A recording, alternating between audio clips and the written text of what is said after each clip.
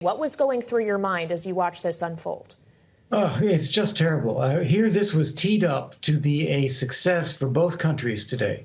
We were going to have a mineral deal. We were going to have the U.S. invested in Ukraine's future. That meant implicit security commitments, even if they weren't explicit.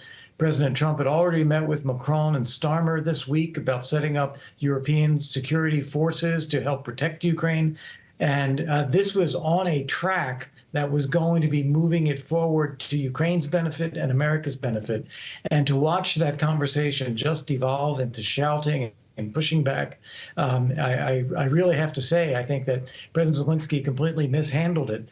We know what President Trump's views are. We know how he expresses them. No reason to engage in any of that in front of the cameras. Focus on the goal and what we're trying to do here. Real missed opportunity, as the congressman said. To Tyler Kendall's point, it was when Vice President JD Vance began to challenge President Zelensky that things started to go off the rails. Ambassador, if you could put your diplomat hat on here, what could have been done to save this conversation? There were a lot of people in the room besides the three who we saw on camera at that moment. How did this get so out of control? Well, first off, I think it got out of control before that. I think that President Zelensky was reacting to President Trump, correcting President Trump, speaking over President Trump. And those are not the right things to do. And in addition to that, I think that President Zelensky doesn't need to react. JD Vance is there. He can say what he wants to say. Zelensky's counterpart is President Trump. The goal should have been to cut this off as quickly as possible and get to the actual business of what we're doing. And, you know, you're interviewing politicians all the time. You know that they don't always answer the question you ask. They pivot it to what they want to say. And that's exactly what President Zelensky should have done. Well, and what we were hearing from Zelensky in the Oval prior to when this particularly heated moment happened, Ambassador, was a suggestion that while he was willing to sign this deal today, he did not view the document itself as enough. He wanted other security guarantees. Had this gone the way it was planned to today and this minerals deal be signed, was that, in your view, actually going to be enough to guarantee deterrence of Vladimir Putin in the future? Nothing is ever over. You have this deal, and that doesn't mean you don't have any other deals or any other conversations in the future. You get this done, it puts us on a track, it creates some shared interest, and you keep working. And you keep looking for, okay, now how do we make sure we have continued access to U.S. weapons and ammunition? How do we work with the Europeans on their presence, and what's the U.S. backup for that? Just because it's not in this particular document doesn't mean it is something you could never do. And I think trying to insist on that now, especially in public in the Oval Office, when this was meant to be a good day, I think it was a big mistake. We spoke earlier today on the early edition of Balance of Power, Ambassador, with Daniel Freed, the former Assistant Secretary of State for Europe, former ambassador to Poland, who was just as blown away as everyone watching this unfold. Here's how he believes the administration should handle next steps with Ukraine. If I were advising President Trump, I would say, look, you made your point.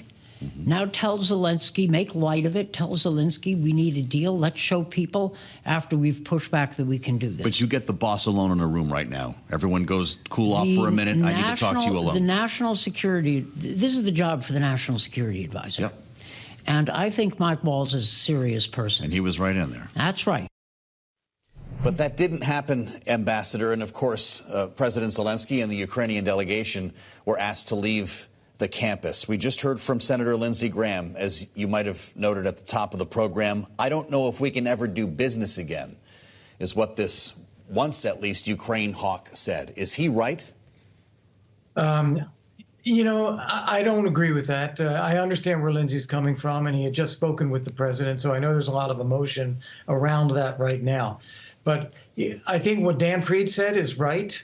That would be the right advice to the president. Say, look, this deal is actually in America's interest. So let's focus on America's interest here and let's get this. But I would be giving the same advice to President Zelensky. This deal is in Ukraine's interest. It is vital.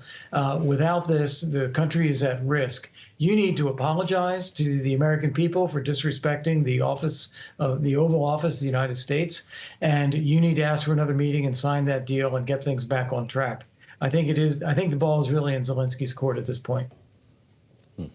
Well, what are the role of other individuals that you have mentioned in this conversation, Ambassador, who were the first to visit the White House this week? The President of France, Emmanuel Macron, UK Prime Minister Keir Starmer, who just in his own statement says he's spoken with both President Trump and Volodymyr Zelenskiy and that he retains his what he describes as unwavering support for Ukraine. What do European allies, many of them convening in the UK on Sunday, do next? Yeah, this is a problem because what we are seeing here is divisions growing between Europeans and Americans and Ukraine. And this is not in Ukraine's interest. It's not in Europe's or America's interest. The only person who benefits from this is Vladimir Putin. And it is something that I would hope Zelensky would want to put a stop to get the U.S. and Europe and Ukraine all on the same page. And that President Trump should want too. But after today, I think the ball, again, is in Zelensky's court.